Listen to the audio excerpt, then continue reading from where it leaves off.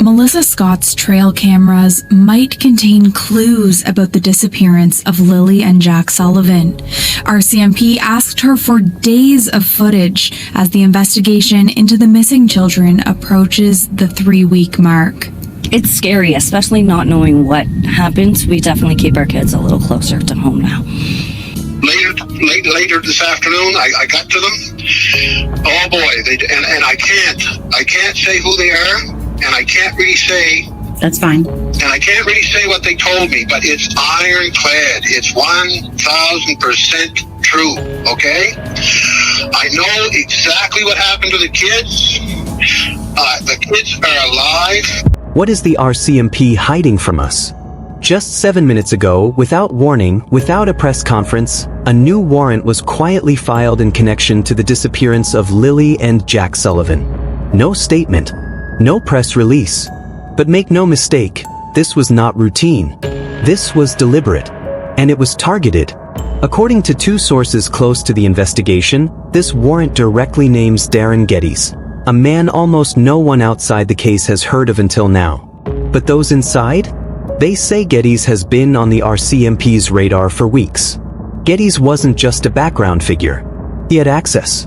He was seen near the Sullivan home multiple times. He was friends with someone inside the family's inner circle. And new geolocation data shows his phone pinged twice near the bridge after the area had been cleared. He never reported it, never explained it. And then there's the messages. Deleted ones. The digital forensics team recovered fragments of encrypted texts.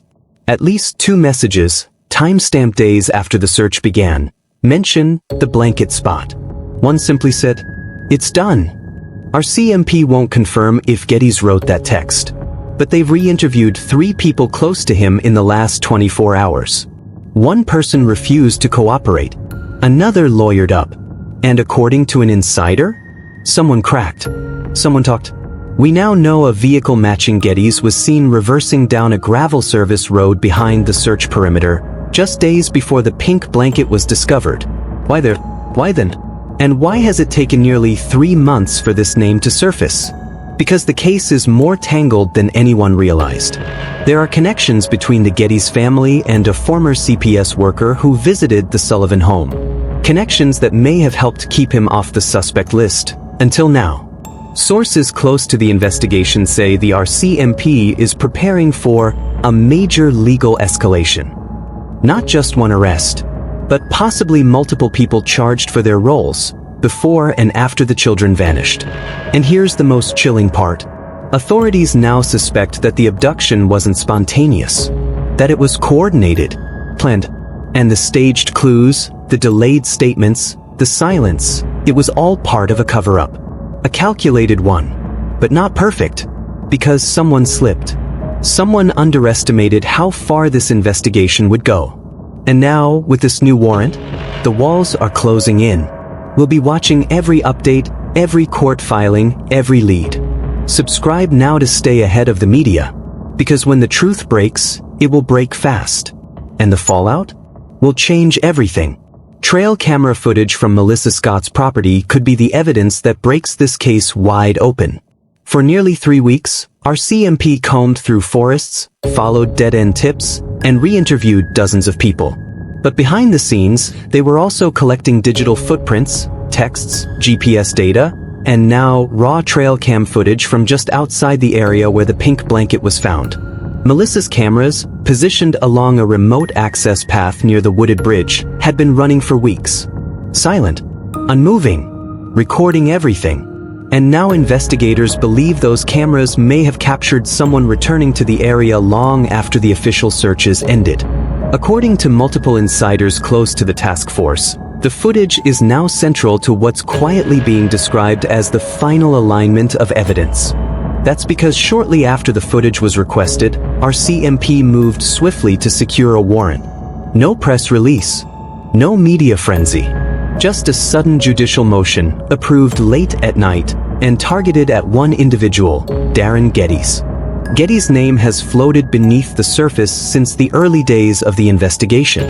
A friend of the family. A man who inserted himself into the search efforts. He handed out flyers. Showed up at community vigils. comforted Caitlin. But quietly, his timeline never quite held up. When RCMP dug into the details, they found inconsistencies. His phone's GPS data didn't match his statements. A digital forensics team retrieved deleted texts between Gettys and someone close to the Sullivan family, texts that have not been publicly released but are now considered key evidence. And then there was the polygraph. Gettys agreed to take one. He failed. Now, combine that with what the trail cam might show: movement near the bridge at night, days or even weeks after the pink blanket was allegedly discovered. RCMP believes someone returned, possibly to stage the scene. And if Gettys is on that footage, it could mark the moment this case shifts from suspicion to prosecution. The warrant that was issued allows RCMP to seize additional electronics, including an old laptop Gettys had previously claimed was water-damaged and unusable.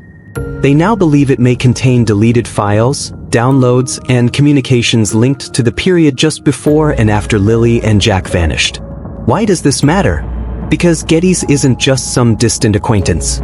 He was reportedly around the children often. Some neighbors told investigators he had taken them on walks once or twice, and others recall moments where Jack seemed visibly upset around him. One even noted, confidentially, that they saw Gettys' car parked near the trail entrance days after the initial search had been called off. And here's what's truly unsettling. RCMP suspects this wasn't spontaneous. That what happened to Lilly and Jack may have involved more than one person, and that Gettys may not have acted alone. One source described it as a cover-up involving trust, opportunity, and silence. Melissa Scott's trail cam could show who approached the clearing, who folded that blanket, who was walking those woods when no one else was supposed to be there. Gettys appears in those frames, at the wrong time, in the wrong place. There may be no denying it anymore. RCMP hasn't announced charges. Not yet. But everything about their behavior suggests they're preparing. They've pulled back from media, redirected resources, and quietly issued subpoenas for phone records from Caitlin's inner circle, especially those who refused to cooperate the first time around. So why the silence? Because this isn't just a missing persons case anymore. It's an active criminal investigation.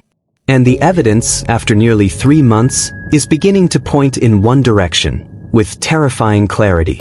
This is no longer a question of whether something happened. It's a question of who knew and who lied. The public deserves answers. Lilly and Jack deserve justice. And if the RCMP believes Gettys played a role, this case may be just days away from exploding into national headlines.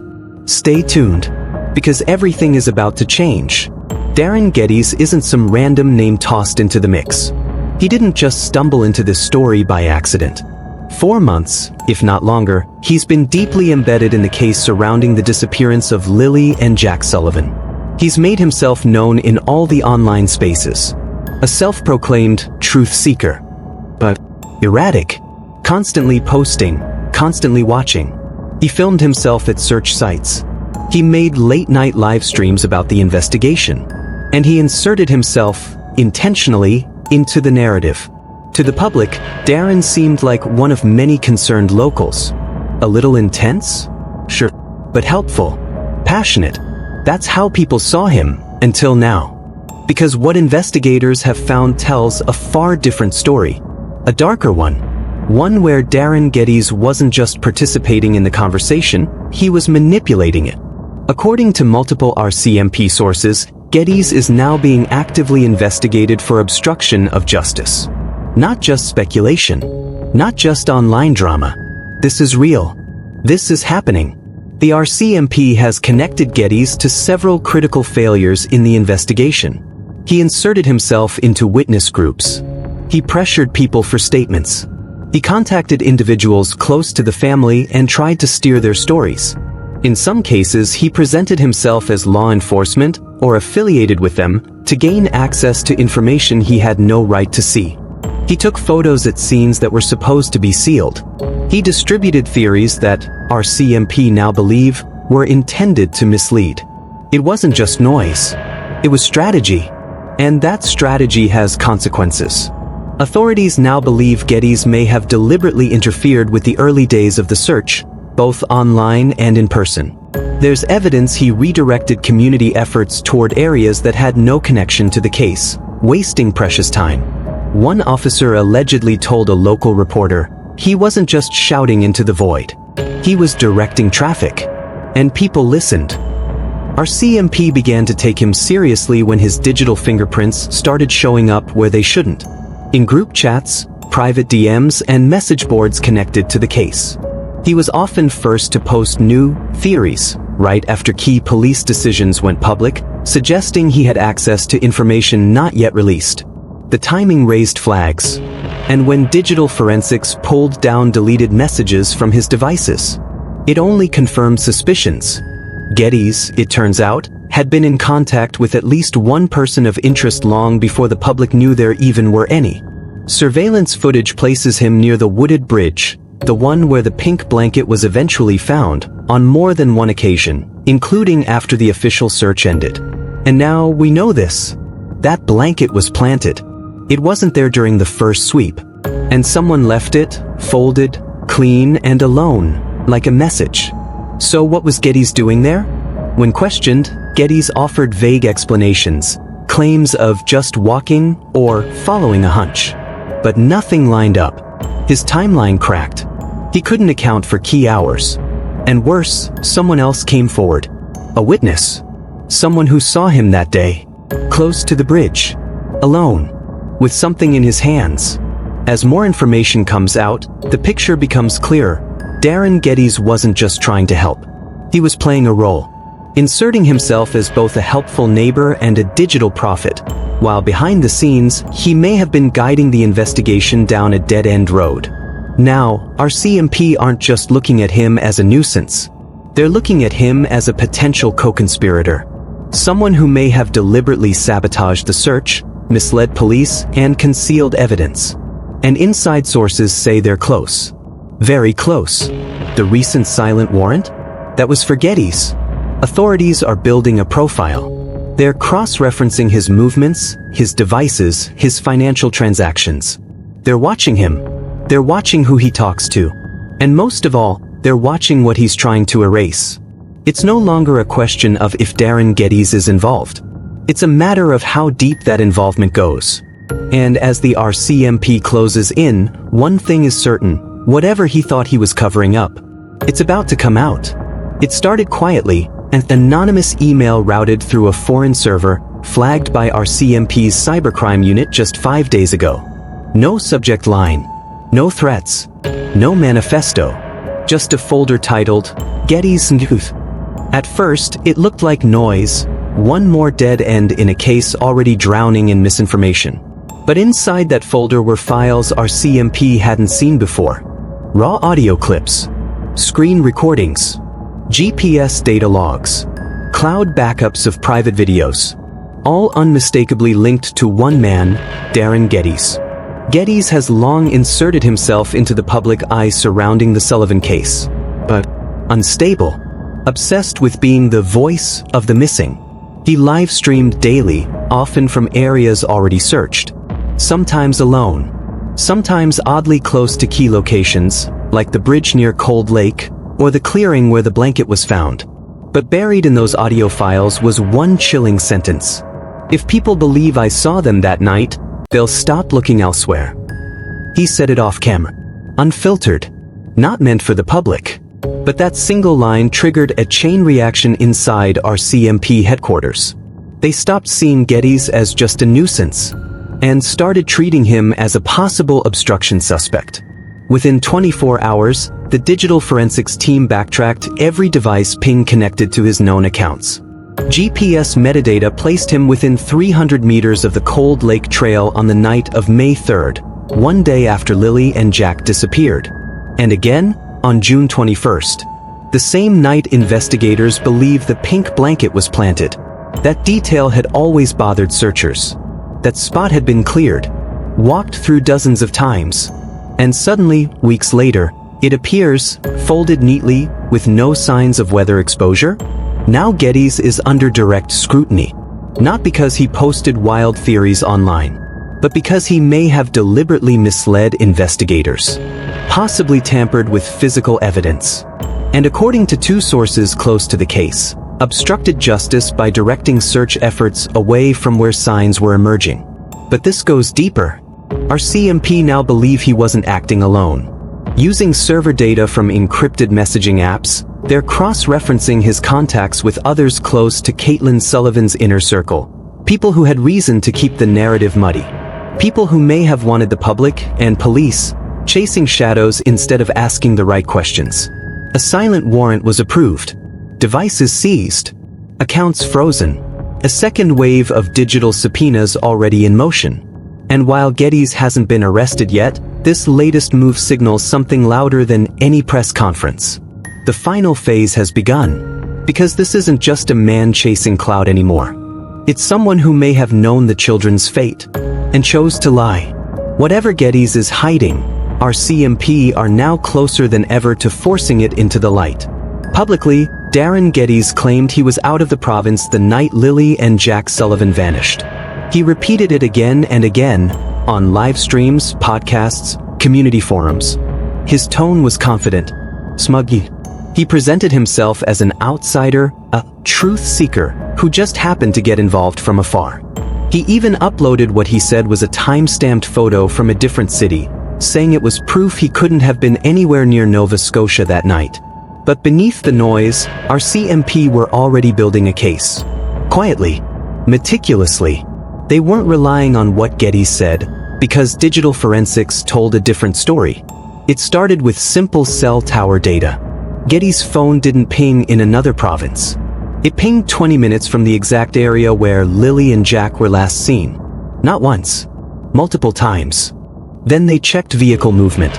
According to internal reports, Gettys' car, or a vehicle linked to him, was recorded by a traffic cam entering a logging road pull-off near Cold Lake just before sunset on May 2nd. It stayed there, unmoving, for nearly 50 minutes.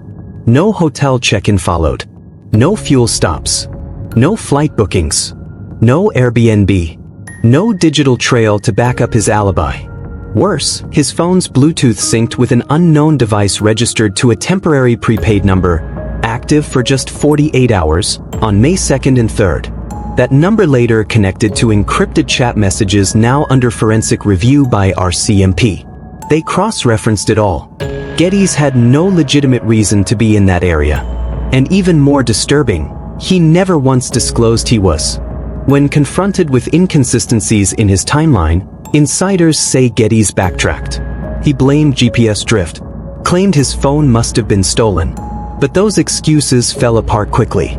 Surveillance from a nearby property showed a man matching his build and vehicle approaching a secluded trailhead, just hours before RCMP launched their first official search. That area? The same one where the pink blanket would be found weeks later. And here's where it gets darker. Gettys had posted online, on a now-deleted forum thread, about that exact location before RCMP ever disclosed it to the public. He described details only someone on site would know. The incline of the path, the broken fence post, even the smell of pine in the clearing. This isn't circumstantial anymore. It's a pattern. RCMP now believe Gettys not only lied about his whereabouts, but may have deliberately placed himself near the scene, possibly to tamper with evidence, or worse, to manipulate the narrative. What started as just a guy with theories, has now escalated into something far more serious. Darren Gettys is no longer on the sidelines of this investigation. He's at the very center of it. Here's where the case breaks wide open, and everything we thought we knew about Darren Gettys starts to unravel. Until recently, Gettys was dismissed by many as a fringe figure, a loudmouth on live streams, a self-proclaimed truth seeker who ranted about RCMP corruption and faked searches. Most saw him as a distraction, not a danger. But behind the scenes, law enforcement was watching and waiting. Then came the call. A single, silent 7-minute phone call placed just after midnight. It didn't go to a friend, or a relative, or even a known associate. It went to a man once employed by RCMP as a cybersecurity contractor, an encryption consultant who specialized in data obfuscation and forensic countermeasures. There was no voicemail, no follow-up text, no explanation. Gettys denied it, claimed he didn't even know the name. But RCMP had already pulled call history from a warrant-backed tower dump. That wasn't the only call. Over the span of 9 days, 5 more calls showed up. Some from known numbers. 2 from unregistered burner phones. 1 routed through a VPN located in Latvia. And that wasn't all. A receipt surfaced. Cash payment for a prepaid phone purchased from a gas station just off Highway 2 in Nova Scotia. Time-stamped 3 hours before one of those calls. CCTV showed a man in a hat, mask, and hoodie. But his gait? His stance? A near-perfect match to known footage of Gettys leaving his livestream setup weeks earlier. RCMP then traced a traffic cam still in use by forestry surveillance. Gettys' vehicle was picked up on a private road leading to the encryption consultant's off-grid cabin. No markings, no lights. The timestamp? 1:27 a.m., less than 2 hours after one of those mysterious calls. No knocks. No interaction. Just a slow pass. Headlights cut, phone off, car idling for exactly 4 minutes before it rolled away. To outsiders, Gettys appeared chaotic, erratic, even foolish. But the deeper investigators looked, the more deliberate it all became. He had scrubbed GPS metadata from his posts. He used third-party browsers on his secondary devices. He mirrored his laptop's drives and stored backups on hidden partitions. He wiped a portable SSD so thoroughly RCMP had to outsource recovery attempts to a private firm in Toronto. And then, most chilling of all, they discovered one deleted audio clip, recovered from a temp file buried deep in his system's cache. It was his voice. If they think I was out of town that night, that's good. It buys time. But we both know I was closer than anyone's ready to admit. Investigators believe that clip was never meant to be public. It wasn't for a stream. It wasn't performative. It was a private note, possibly sent to the same encryption expert RCMP is now quietly interviewing in a sealed location. Which raises the question, was Darren Gettys simply a troll? Or has he been hiding behind that persona this entire time, slowly erasing the tracks of something far more sinister? Because if what he said is true, he wasn't just nearby the night Lilly and Jack vanished. He may have known exactly what happened. And worse, he may have helped bury it. Gettys had been interacting online with a woman close to the Sullivan family weeks before the children vanished, asking what seemed like harmless questions. What time did Lilly usually get out of school? Did Jack still nap during the day? Which parks or walking trails did the family frequent? Did they still go to that same bakery every Saturday? At the time, it came off as nosy, maybe even desperate for attention. But it didn't raise alarms. After all, Gettys had built a reputation as an eccentric local personality, outspoken, erratic, but ultimately considered harmless. But as investigators now dig deeper, that online behavior isn't just suspicious. It's methodical, calculated.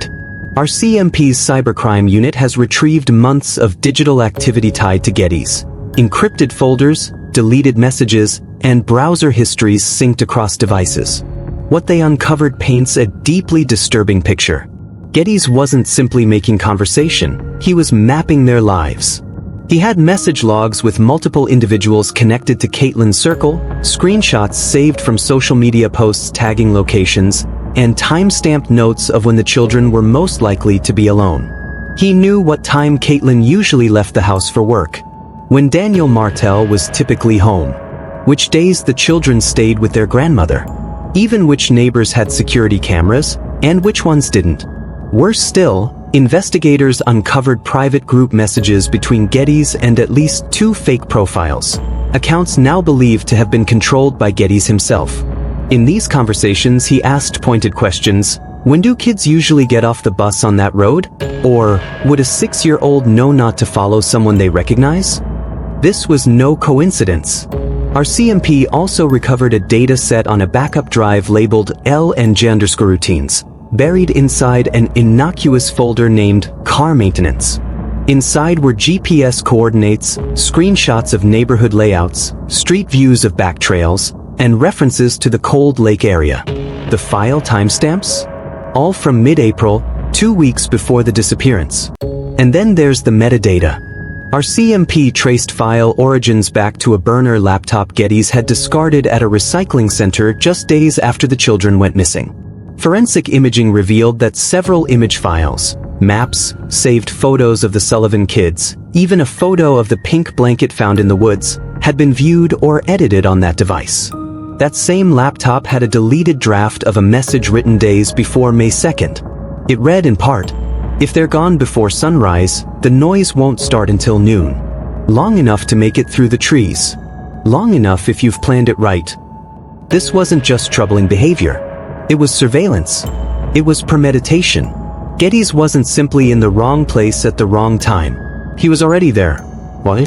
And the RCMP is now treating him not just as an obstructionist, but as a person of interest in a case that may soon see its first charges. The final piece wasn't just evidence. It was a turning point. A single encrypted voice file, hidden deep inside a cloaked server the RCMP had been monitoring quietly for weeks, became the fuse that changed the entire direction of the Sullivan case. It was stored without a name, buried under layers of proxy traffic, and only discovered after a digital forensics team flagged a suspicious file hash linked to Darren Gettys' former livestream backup cache. It was just 42 seconds long. But what those 42 seconds held was more than just words. They were a window into a mindset investigators had suspected, but never confirmed. The voice on the tape was Gettys. There was no mistaking it. Not the online version, the chaotic, truth-seeker personality known for shouting over guests on livestream panels and stirring up fringe theories on encrypted message boards. This Gettys was calm, focused, almost rehearsed. The audio begins with a long silence, then a sigh, and then, "Lily always asks too many questions. Jack never notices anything. That's the thing with little ones, they trust the silence." Another pause, followed by something that, according to a criminal profiler consulted by RCMP, chilled the room the first time it was played. Once they're gone, it gets quiet, too quiet. He wasn't panicked. He wasn't ranting. He was reflective, like someone describing an event that had already happened. And most disturbingly, the audio was recorded 2 days before the pink blanket was discovered. That one detail unraveled everything Gettys had previously claimed. He said he was out of province. He said he didn't know the family personally. He said he just wanted to help. But the timeline was broken now. RCMP ran the voice sprint through multiple forensic authentication tools. It was Gettys. The pauses, the breathing pattern, the inflection on syllables. Every data point confirmed it. Then came the IP trace.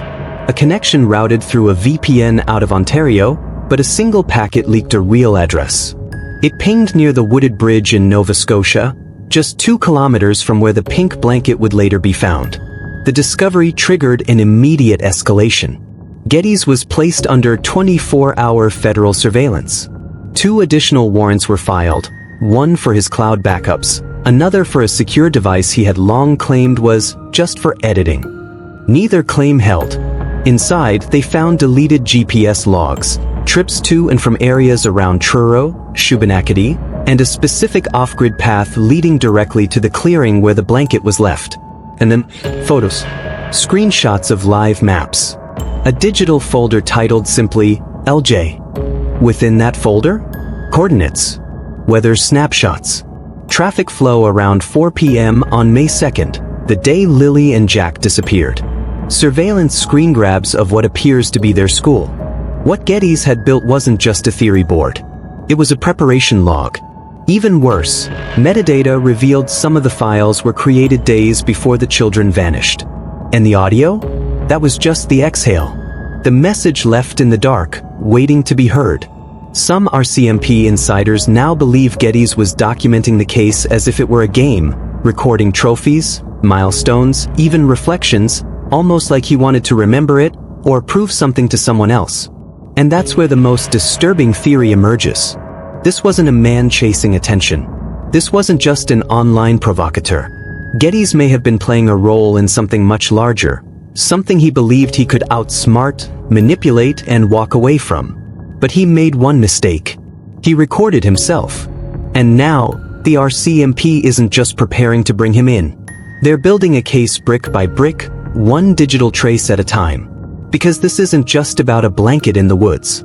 It's about premeditation, about knowing too much, about showing your hand before the final card is played. And in Gettys' case, that final card is coming. An updated internal RCMP memo, circulated to only a handful of high-level officers, paints the most chilling portrait of Darin Geddes to date. What was once dismissed as eccentric behavior, maybe even obsession, is now reframed as something far more deliberate. A carefully constructed persona, designed to manipulate public perception, stall investigations, and obscure his proximity to the Sullivan case. The document, titled Operational Interference by Public Actors, Case Study to Gettys, outlines a timeline showing how Gettys systematically inserted himself into the investigation at nearly every key turning point. He wasn't just commenting on the case. He was engineering conversations about it. From day one, Gettys crafted viral posts that went beyond opinion. They shaped false narratives. He released out-of-context audio. He promoted maps. He even created digital overlays of the terrain where the children were last seen, exaggerating terrain difficulty to cast doubt on RCMP search methods. Some praised his dedication. Others called him a distraction. But almost no one saw what now seems obvious to RCMP analysts. He controlled the chaos. And now, forensic psychologists working with the task force suggest Gettys may suffer from a rare form of narcissistic control fixation, where an individual manufactures a crisis just to appear indispensable to its resolution. Every livestream, every conspiracy-laced thread, every time he claimed the RCMP was hiding something, it served two purposes. One, it fueled suspicion against investigators. Two, it steered attention away from Gettys himself. But the mask is slipping. Digital evidence recovered over the last 72 hours, including wiped GPS backups, disguised Telegram chats, and encrypted media folders, tie Gettys not only to the area near the wooded bridge, but to files naming the children before they went missing. Some dated back months. His obsession wasn't reactionary. It was premeditated. Even more disturbing? RCMP now believe he may have leveraged sympathy-based infiltration, building private relationships with those connected to Caitlin Sullivan, the mother, including two close family friends. Recovered messages show Gettys asking about the children's routines, class schedules, allergies, and who usually picked them up from daycare. He wasn't seeking justice. He was gathering data and hiding behind the very people now pleading for answers. One senior RCMP official put it bluntly in the memo's conclusion: Gettys is not an accidental agitator. He is a master of disarray. And we now believe the chaos he sowed was not a consequence of grief, but a cloak for guilt. As of this morning, RCMP have subpoenaed all communication devices linked to Gettys. A federal task force is analyzing deep-layer metadata from cloud accounts he thought were deleted. And silent warrants have gone out to former associates he interacted with under pseudonyms, names only recently tied to him through cross-platform account tracing. He's no longer just a name online. He's a central figure in what may be the darkest child disappearance case in recent Canadian history. And for the first time, the RCMP is ready to say it out loud.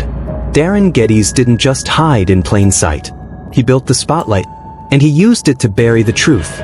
GPS logs placed Darin Geddes exactly where he insisted he never was, on a remote, privately owned piece of land near the Sullivan family's summer cottage, at precisely 12:47 a.m. on June 4th. This wasn't just any piece of land. It's restricted property, sealed by barbed fencing, known only to locals and entirely off-limits to the public. No trail maps, no campsites, no recreational access. Yet Gettys' device pinged from deep inside it, just 800 meters from where Lilly and Jack were last seen alive. The timing? Haunting. RCMP investigators have now confirmed that the children's mother reported them missing at 12:13 a.m., a 911 call that triggered one of the largest search operations in Nova Scotia's history. And just 34 minutes later, Gettys was there. Not at home. Not out of province, as he claimed, but steps from the epicenter of the investigation. Here's where it unravels further. That GPS data? Deleted manually. Not wiped automatically, not lost in sync. A deliberate removal of only one night's worth of tracking history, June 3rd into June 4th. Forensics confirmed that tampering required specialized software, the kind used to avoid detection during location-based surveillance. RCMP's tech team was able to restore fragments of the log, enough to place Gettys entering the off-grid zone and staying there, without movement, for just under 90 minutes. And then, the eyewitnesses began speaking.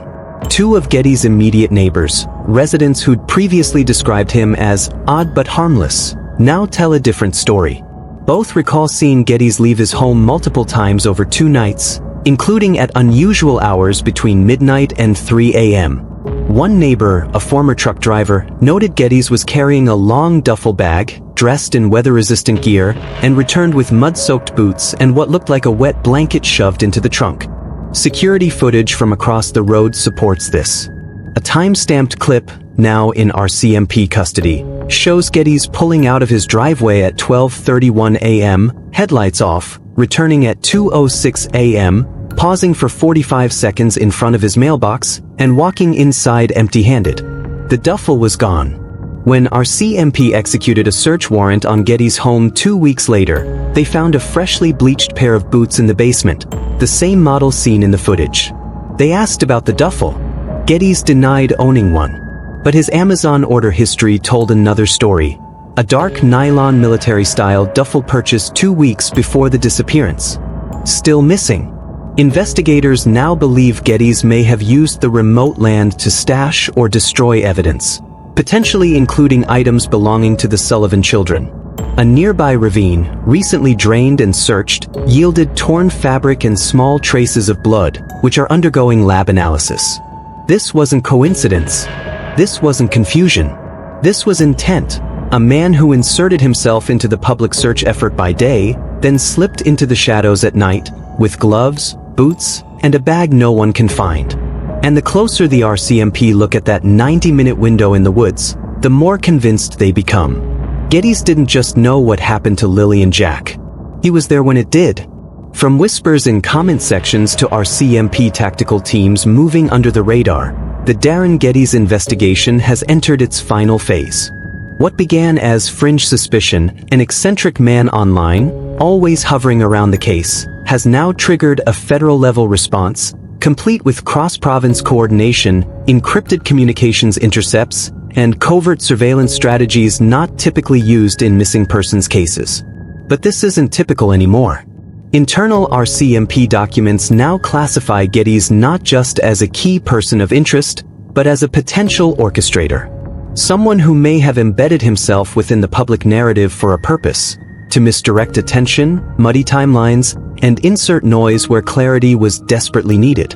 And now, the noise has stopped. Sources confirm, at 5:12 a.m. local time, a covert unit began final staging less than a block from Gettys' listed address. No sirens. No uniforms.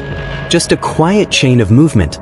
Vans parked with sight lines to his exit routes, tactical gear prepped in silence, and a mobile command post coordinating in real time. By 5:47 a.m., aerial surveillance confirmed he was home. Lights off, blinds drawn.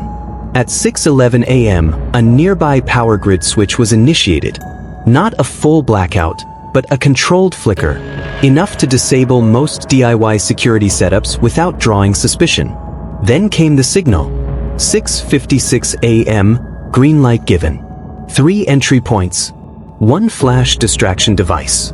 RCMP officers breached his home in a staggered sweep, hallway, kitchen, basement, each cleared in under 90 seconds. And at 6:59 a.m., Darren Gettys was found. Not fleeing. Not hiding, but awake. And maybe they've told themselves it's too powered-down laptop that the time to speak up has passed. He offered no resistance. Something now will only make things worse. Gettys is facing a rapid because every day that passes without his devices are already en route to RCMP's digital forensic unit. Names aren't cleared or online aliases have been subpoenaed. Them get one more day transactions. Location data, the person who knows the messages are all under immediate review. The weight of that silence grows the chilling part and crueler. According to a source close to the federal task force, investigators believe Gettys may not have acted alone. Don't wait for the RCMP to knock on your door. Don't wait until your conscience is too loud to sudden silence from other advocates. Bring what you know, no matter how small it feels. Coincidences. Bring your screenshots. And the bridge, yes, your text, that bridge, your doubts, where the pink blanket was found. Your guilt. Getty's vehicle was logged within just about 300 meters of it, just days before the RCMP left in the forensic discovery. It's about trust not that's been shattered, not a rumor. It's about justice that's overdue. Hold from automated tollway surveillance and digital timestamps. 3 months is already too long anymore. Too long. It's about a man RCMP believe has actively obstructed, manipulated, and possibly concealed critical truths surrounding the disappearance of Lilly and Jack Sullivan. Help bring them home. The arrest is done. The real unraveling begins. And maybe they've told themselves it's too late. That because the next 72 hours may change this investigation forever. Make things worse. Gettys may go from live streaming conspiracies, every day that passes himself as a crusader, a voice for truth, every day that Jack and Lily's names aren't cleared sitting or alone in an interrogation room, failed them answering direct questions with no audience, every day that the person who knows the truth chooses silence.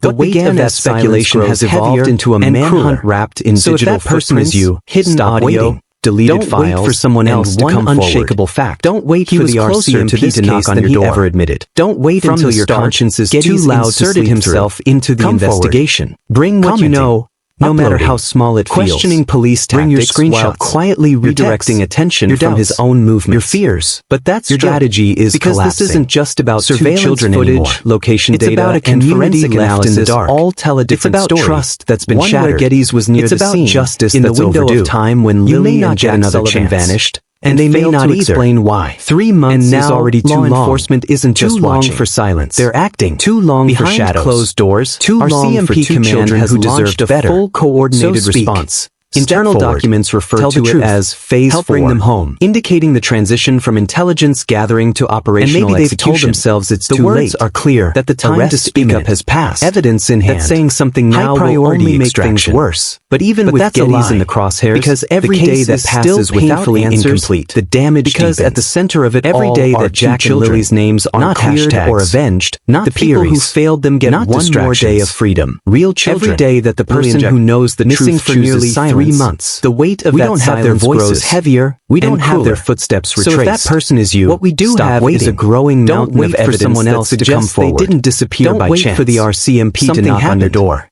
And someone knows. Don't wait until your conscience whether that is too loud to sleep through, or someone connected to him. Bring what you know is closing. No matter how small it feels. There's one more painful truth. Bring your screenshots. An arrest won't heal this.